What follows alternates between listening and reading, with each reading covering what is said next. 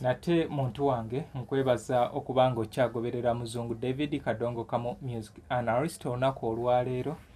Nsisinkanye mukwano gwange tuludde naye nesalawo muleeta ababuuzeeko. Mukadde wange nsaba obuuzeeko kwabo abatwegesa amaaso. Yes, bakama bange mwenna abatulaba abamu mbadde temundabangako ndowooza. Erinnya nze Suuna Sulaiman owa Kadongo Kamu ebwayisa mu junction y'e Kawaala.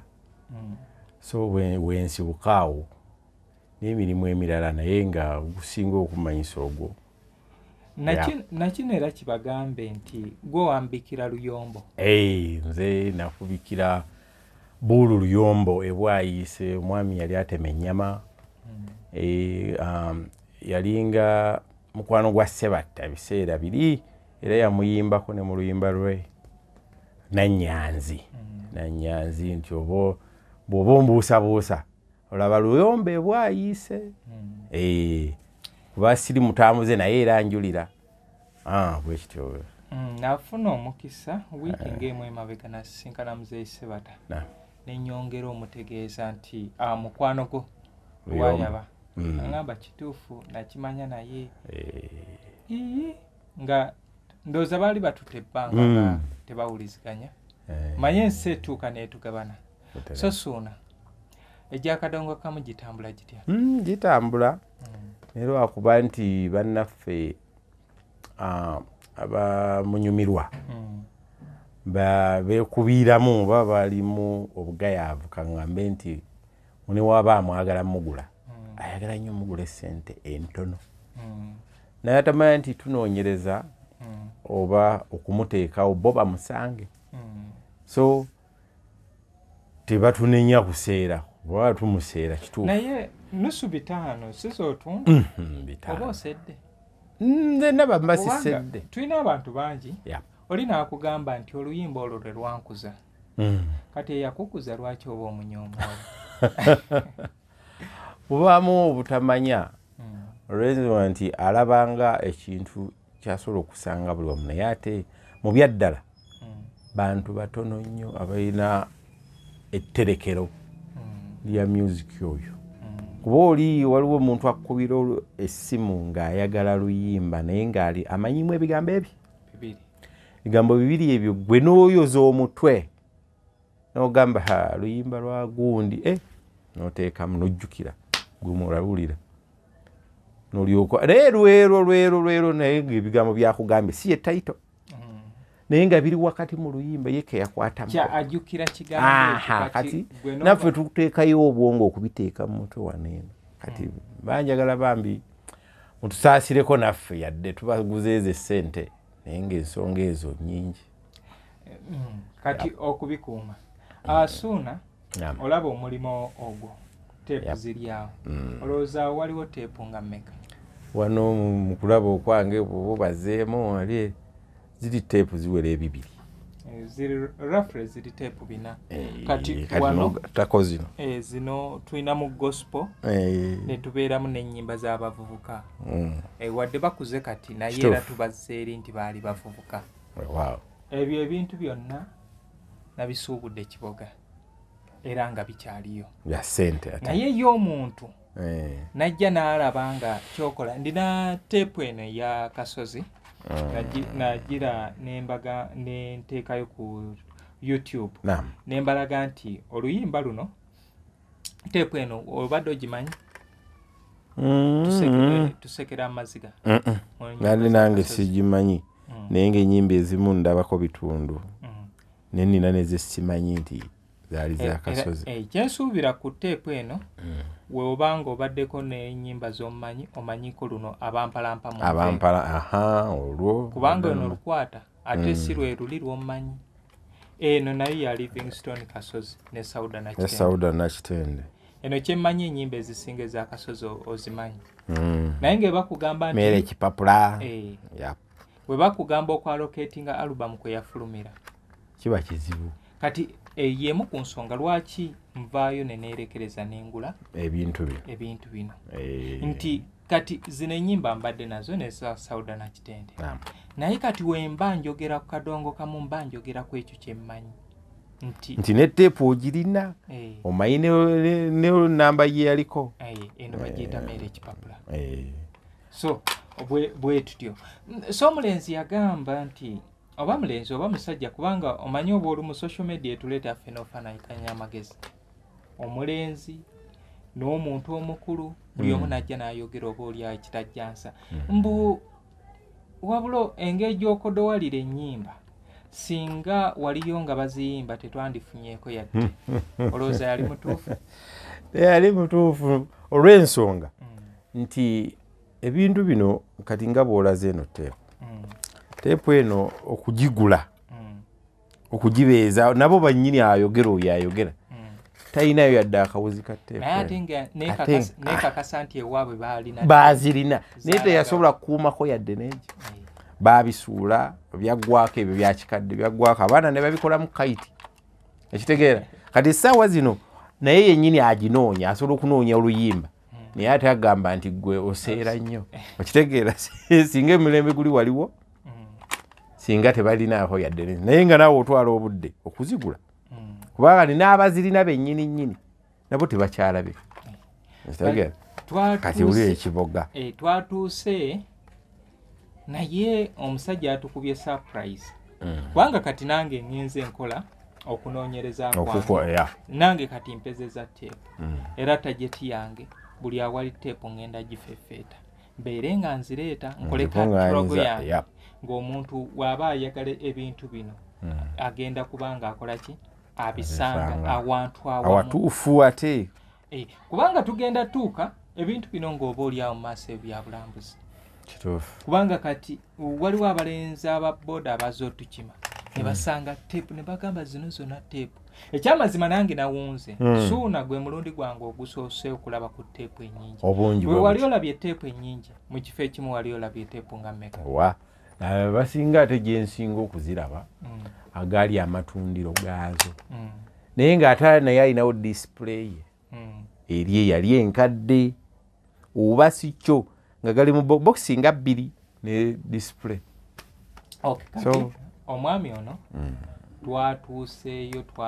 twasanze aleese box zabadde 7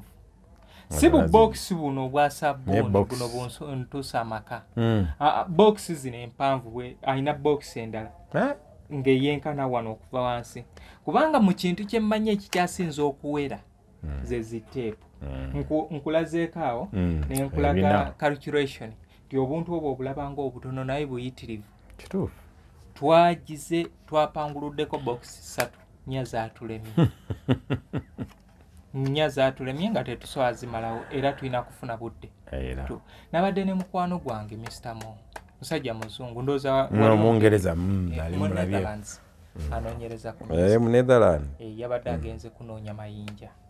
era naye yasobodde okufunayo amayinja oba nga 20 naye buli yeewuunyiza omusajja engeri gye yakola ki gye yaterekamu si kuŋŋaanya okutereka nti wano nkulaga olaba eno cards bar nti yatwalanga n'obuvunaanyizibwa nesiiringibwa teepu eno n'agisiiringa ekitegeeza nti n'enfuufu teinaweesobola kuyingira kutuuka muno eno teepu ogiraba w'ogijjamu efaananira ddala zi teepu yafumye kati ebyo kye bayita heritage suuna mu mulimu ogwo guno kyekyakusikiriza okubanga oyagala kadongo kamu nti otunde kadongo kamu music ono muvudde wala si kumutunda naye okubanga muwulira olw'ensonga nze nina mukadde wange maama nzaala yali kashiya mu kiraabu emu ebwayisaawo bali bagiyita Blue Star so erinaanye awali bandiyise supermarket ey'ebbeeyi yali awo awali nga Happy Hours Nasale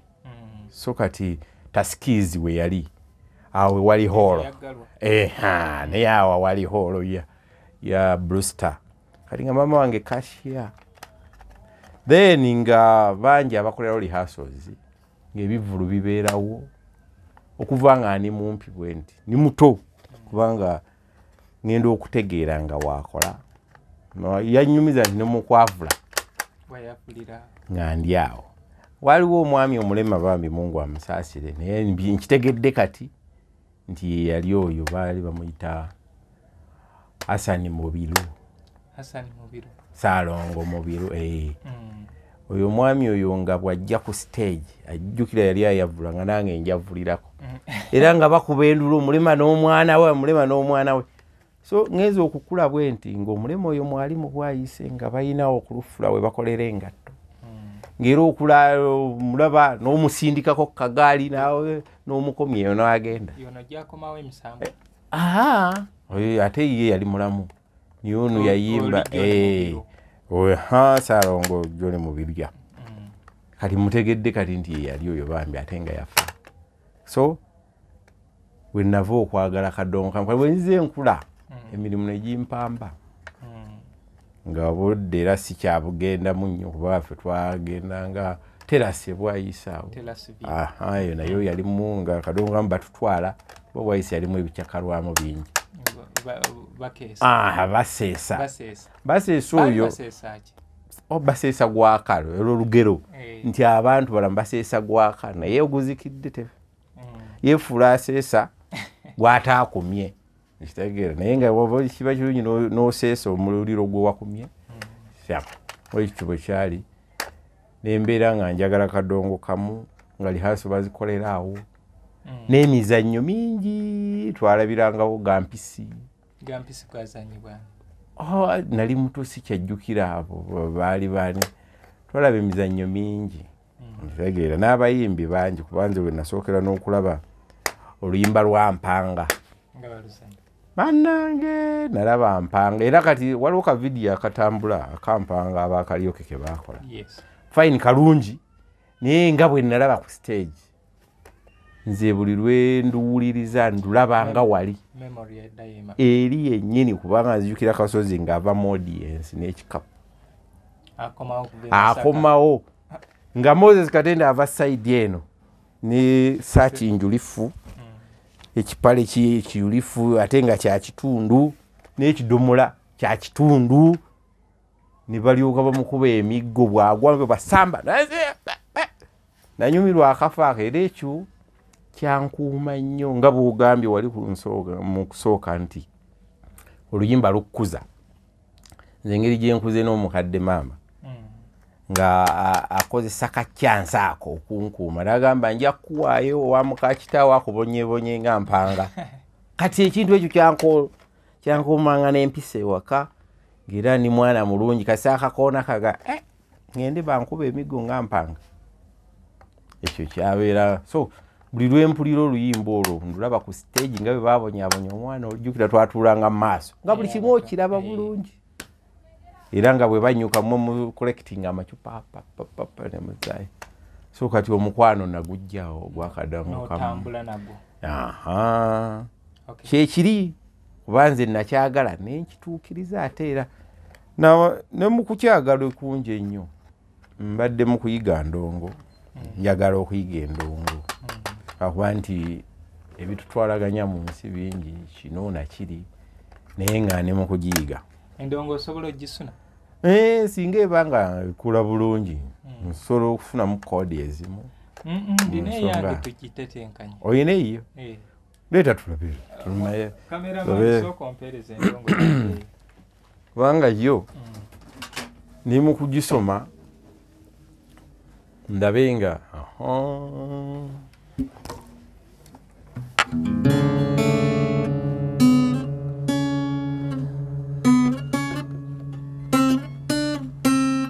eno yeyina okuleeta kyembadde njagala okukusuniramu naye namba eno sinu tejja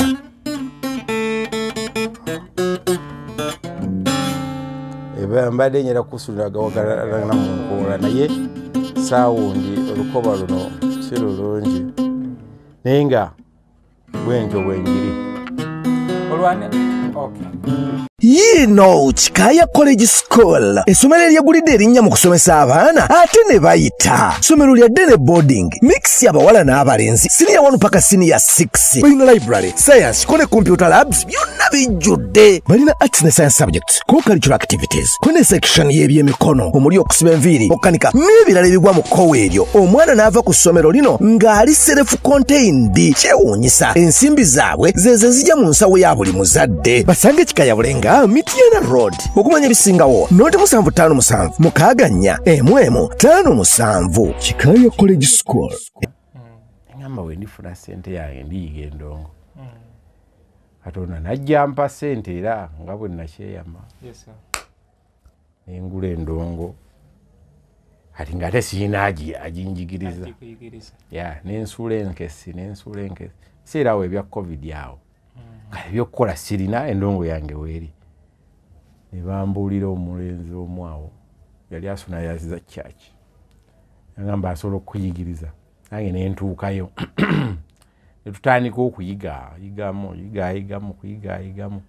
Ne bye mmanyi n'okufingering. Era ye yabinjigiriza. Era n'ekyo kye mba nsobola okusunako. Kale awo process mwenkyali. Naye nga ngisomye okuva wano mu classical abamanyi gita enzungu nga tuvudde ku yakadongo kamwensibeko wano naye tulina classical music akubibwa wano eno kubanga eno eba C, eno ebeera D, eno ebeera E, eno ebeera F. Okitegeera mulimu buli koodi erina koodi 88. Kati ne tujja eno gye bayita musical. Era abasinga abakadongo kamutyo bulaba basiba wano lwe luggalo luno. Bw'oba tosibye olina kukozesa naye batono nnyo abakozesa enjereere nga tasibyeko. So wekityo awo wenkyatuuse batono nnyo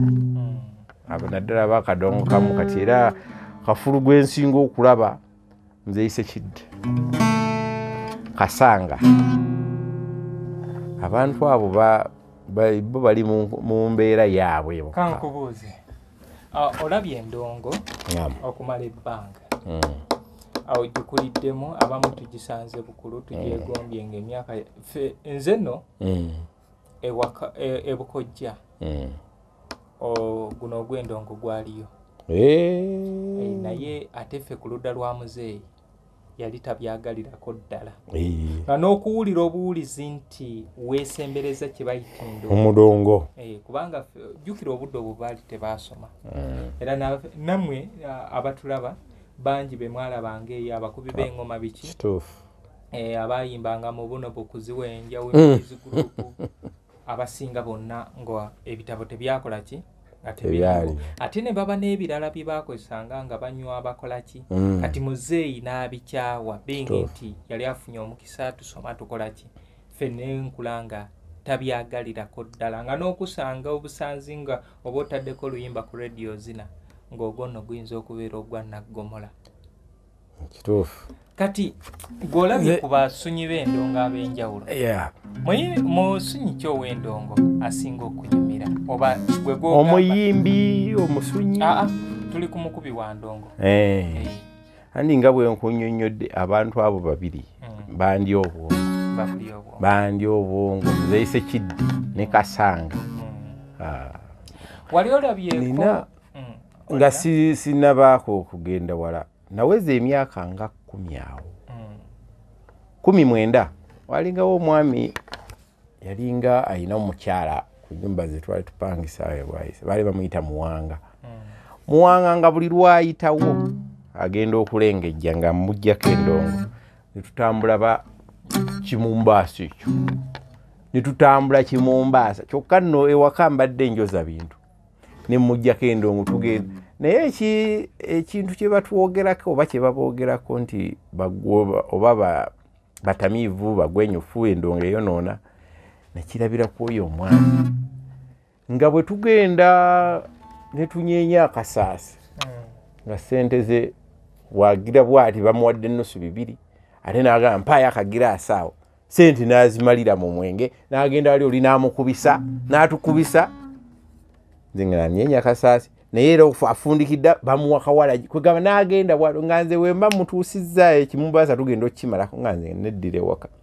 baalinga bamuyita muwanga bambi yafa erina akayimba ke yakubanga akuba simanyi linnya lye lyakubiri sikyalijjukira erina akayimba ke yayimbanga yali oba kaali kake simanyi naye nga agenda genda n'endowooza olugendo luwanvu amagombe gabeera mawanvu n'endowooza olugendo luwanvu amagombe gabeera mawanvu maama nnyabo nganze bwenyenya naye simanyi luyimba olwo lwaba lwali ku teepu ki so kayimba kannyumiranga nnyako naye simanyi oba nikafuna ntya nange ndi munoonyi kati olaba nabo bajja ne bazitubuuza nange nno ndina oluyimba oyo yenna atulaba oluyimba olwo olwo olumanyi jangu weeramule onguze alubamu eyo elabika yafuluma 2024 bagiyita ebyafaayo bya Idi Amin Moses Sekibuule oyo kale nno olaba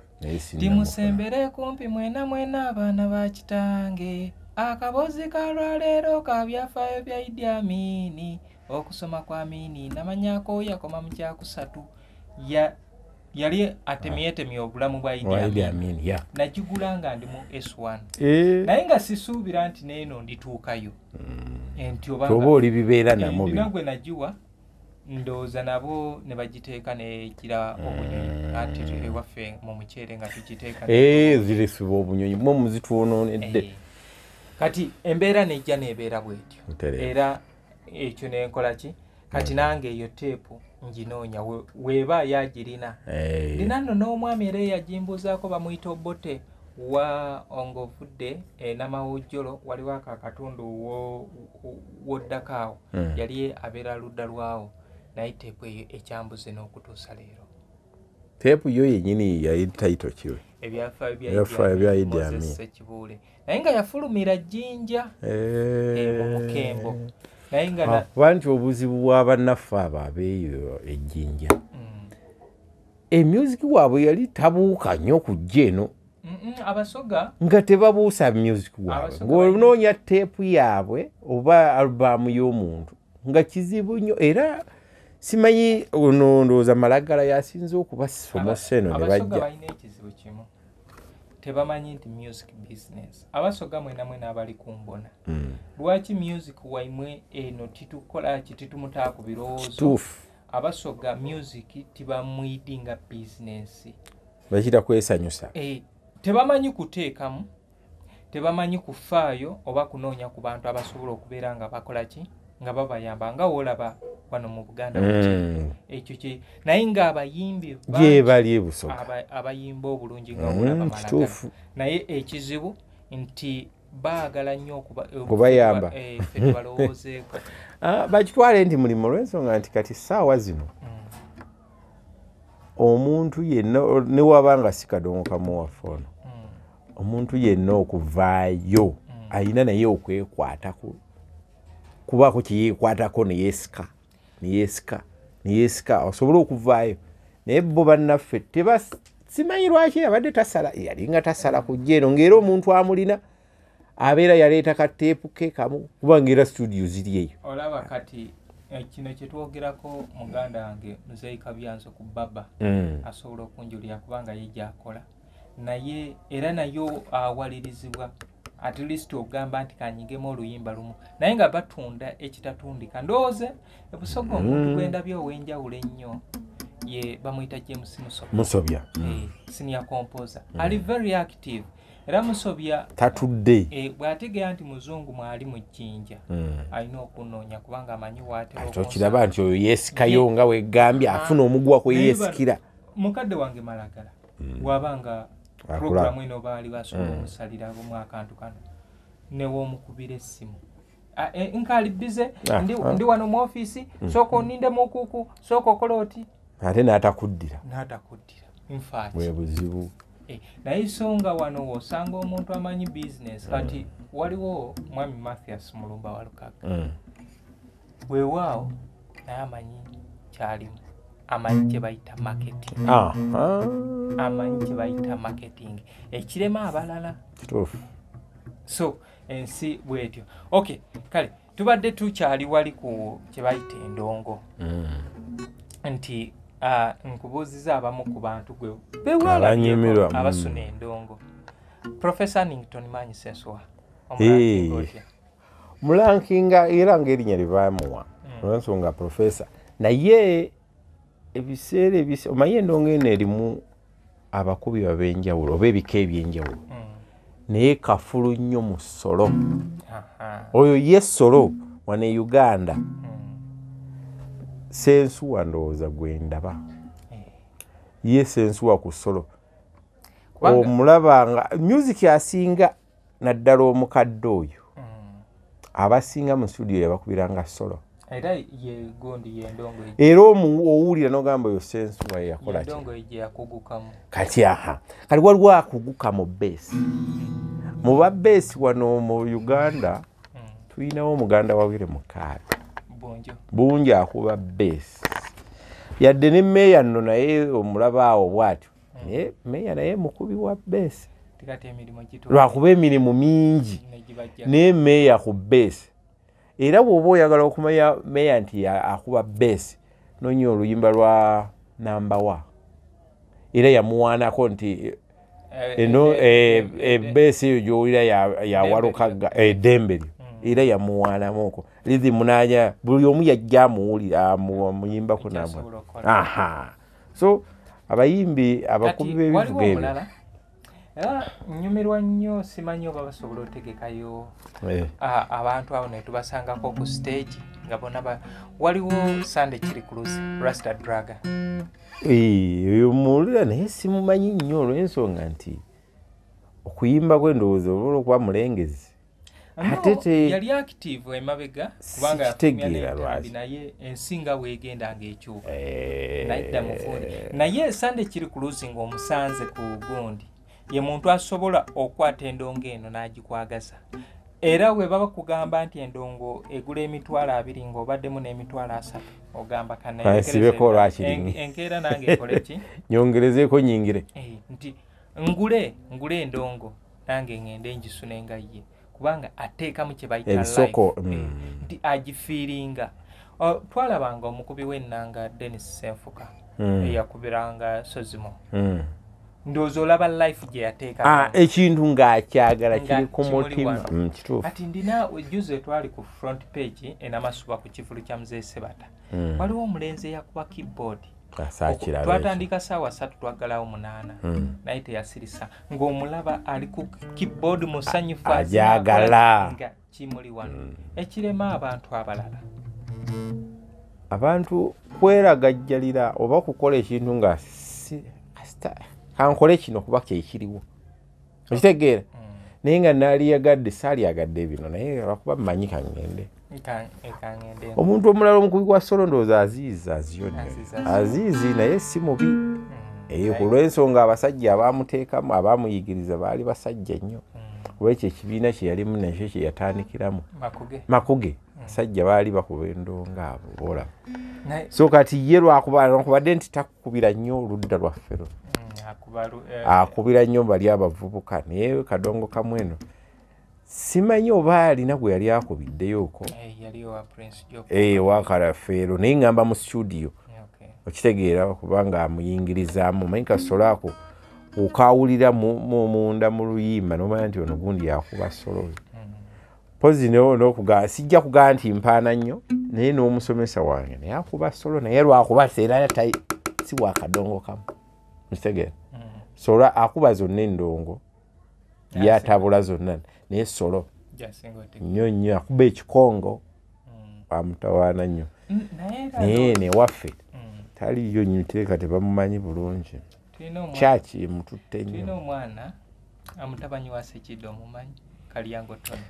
baŋŋamba Kalyango Tony naye mukubi mulungi naye ali wa lutalo era abeera nnyo wa lutalo kati era on'okumufuna omuteeke akusunire mu luyimba lwo olwakadongo kamu kati ate olina mukaasa jukira baba tebalina budde babeera busy bakola ki enteekateeka ey'okubanga tutandika okukola naye program naye nangamba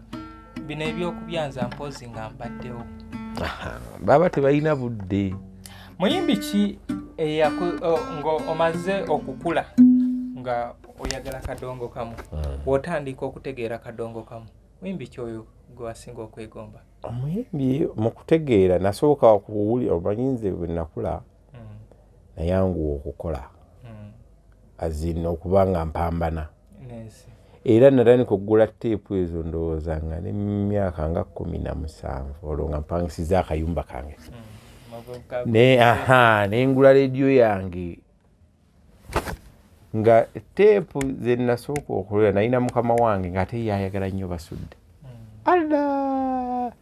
Mukama we yali ayagala basudde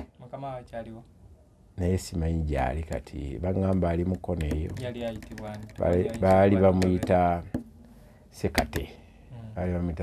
nga tumuyita Nkokuseeka. Anzijukiza Charles Muluyo wa Sekate muganda w'omugenzi baŋŋamba ali mukono eyo naye ng'ayagala basudde. Kati ngenda okugendako ewuwe ng'alina teepu z'abasudde naye yaŋŋamba genda onnongoosezeeko ewaka nenteekamu teepu nasookera ku byendabye nakuba byendabye neggwako nenjiza emabega neŋŋamba my boss eno yo teepu njitwala. Era teyamanya negye yalaga gye natandikirako okugula ennyimba z'abasudde zonna okugula ezize ez'abasudde okitegeera yansikiriza okwongera okuwuliza ennyimba z'abasudde yadde seyali saali muwagizi we olw'ensonga nti ebintu bye byali bizibu ebyabasudde okuwuliriza kubanga tolina nnyo bwongo naye kyampaliriza okutandika oziwuliza nenziyangangulako emu kati sammala ogikwata ku mutwe nemanya nti eyembukadde nga nnoonya endala gye naddako endala era yansikiriza yali yabasudde mba ngenda nsambya tufubutuka mu paaka motoka egira bweti ako kajjaamu ako nga mpuliriza Pirisiira ku baami abatundanga waliwo awa kapeti waliwo wa teepu mpuliriza Pirisiira motoka eganya okugenda tuli mu jjaamu ngamba naluno lulwe olwatuuka ensambi olwakomawo nzira nenjigula kati awo bwentyo bwe natandika naye nga mu kubanga waliwo omwami omulala omulungi oba gwe nali njagala ennyo Godfrey Kavuma oweebuzibaza busujju omusajja oyo yali ankubira endongolo yaseega ebintu byenno bizibuzibu abamu bagamba nti sente zizaamusa kubanga bamuwayo kasente ka wino owino oyo yafunayoko oba ebiseera ebigaali nga 5 oli yaŋŋamba nti naye abamu ne bagamba nti ewaabwe oba nga bw'obimanyi ebyo ekiganda nti omuteego era gwa maama omwana n'abaddako era nsuubira alabika oba abazzukulu be bakyaliwo naye ng'abaana ligimu eyo kuba ye yali eno Kampala naye era yagendayo era gye kitegedde so olw'omuteego ogwo ekyoyo nabyo bakyogera omwami ow'okukyalo okwo mukwano gwange omanyi nze kineebaza mu kadongo kamu wadde ampadde abalabe naye ate emikwano nagyo mingi abamanyi ekikyoli kubanga nze okutuuka juze ewa Wadimba waliwo omwami Fred Makanga agoberera nnyo bambi okuva mu 2021 nga twogerezekanya yagamba ku kyalo Kalagala era ye yasooka okunyumiza anti kati ova ku Kalagala okwambuka oti bali mu ekiko kyekyawula Kalagala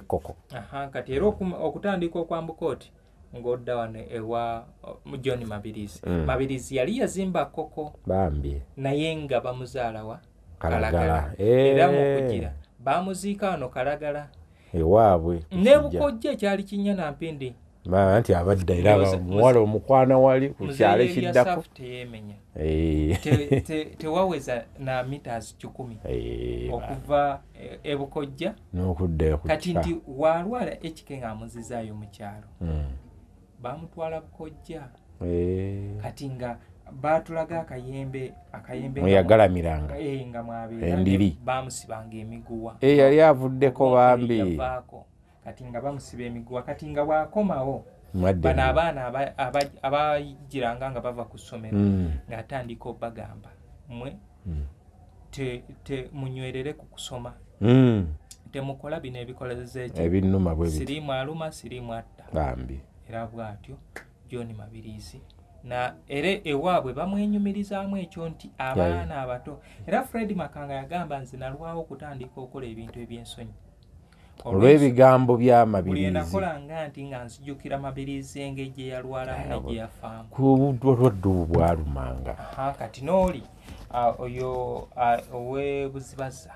busujjo yaŋŋamba munnaayo omusajja yafa ffe nga tukyali bato naye nga tuwulira nti muyimbi kubanga twali tetubigoberera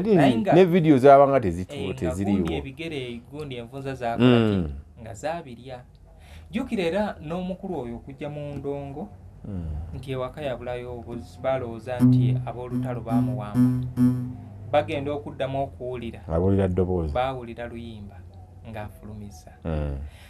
kati Sseruganda nga ggwe omu ku batunda music muyimbi ki gwesinza okutunda gwe basinza okusaba anti engeri gyenkuba ennyo music wewaawo basudde atunda naye abantu abasinga okumugula ate kyewuunyisa abavubuka ennaku zino baagala nnyo basudde ne bazzaako waliwo omuyimbi Kafeero abantu abo batunda nnyo era kizibu okumalako olunaku nga totunze kwaba abantu kati newankubadde nti ate nze sibatembeeta nnyo olw'ensonga bamanyifu nnyo oli amanya nti awali music ono abo tebabula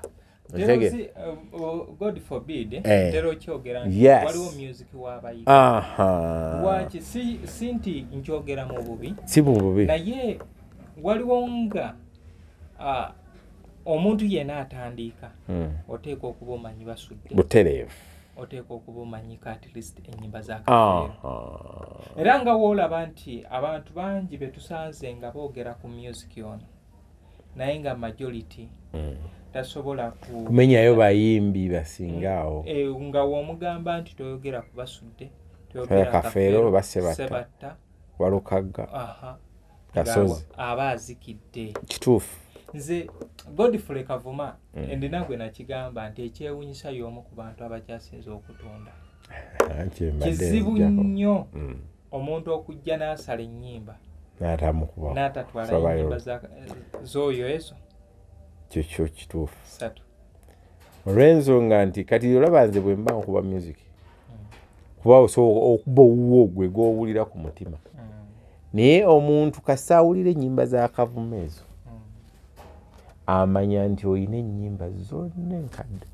oluyimba olwo naluwulira dda naye walujja wa kiba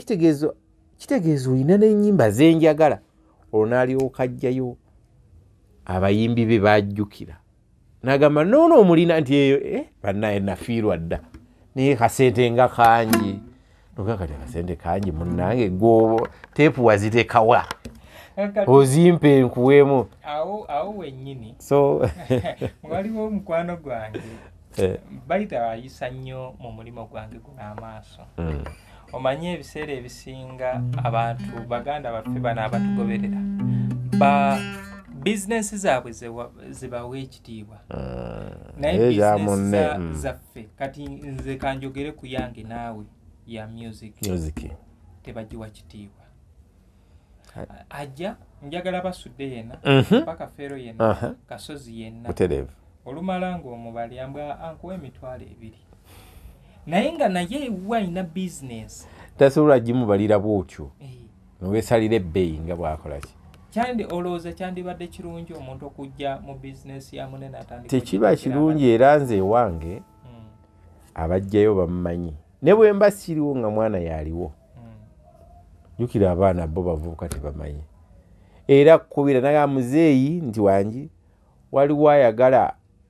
ennyimba z'akadongo kamu kakuyimbiremu n'amukuteeka ku kutu. N'omugamba oyo gundi genda mu gundi okole bwoti. Naye sente njagala bwezi nti ate agamba bwezi nti muveeko kola ebirala. Kati olaba kwewala ekyo. Olaba Fresh yoyo omwana. 16 GB. 16 GB. Yep. Nateekako music ndowooza alinga 9 GB. Nangamba ngenda kuwa emitwalo 10 nga ne Fresh kweri. Namugamba kimu omanyi obopolo mutu looking at desperate. Olaba toyina okukomye. Ne mugamba omanyi funa wa boda omutume. Oba mbuulira we nkusanza Fresh yo. Nzijjeko music. Nkudize Fresh yo. Empty yo. Kubanga olinga anyoomodde. Olowooza business twagigatta. Ekyamazima kino mubanga ba Luganda ku business kituufu. Abantu bangi tubasanga nga atunda mmere. Naye tekimanyi nti oyo ayita ku kuba omuyala yeetaaga okulya. Lwaki emmere tebagabangabe? Ate ng'okimanyi abantu baba nti omuntu obutalya ayinza okufa. Era kituufu. Kati music tattawo oba tomufunye. Olwo kita era ne kafero yabagamba okuyimba si mmere nti bw'otali obulamu bufu. Ate si ddagala libaseera bitu tulina akulema ne wami walumba akwetisi. Ekitegeera oba siyimbira kumpaana mulina yeddiya wange Josephine. So music ayagalwa wa mwoyo. Kuba waliwo amwagala omukolamu obukozi sente oyo mulala. Ni waliwo omwagala byonna. Ayagala mukolamu sente omumanyi ate omwagala. Kyekireeta okuba nti ennyimba ozibeera nazo mu bwongo oli ne bwakkubira nga weebase. Naye oluyimba bwe luti olulimu ekigambo kino olulina ndiye. Kubanga naye omwagala akusula wano. Kitegeera. Ne woowulira ndongo olina n'ogamba olwo akadongo kali mu luyimba bwe. So bwe kityo kintu omuntu ayagala music bw'atu bw'alina okubeera. Then waliwo n'abalala abajja n'endowooza simanyi oba newoojeri.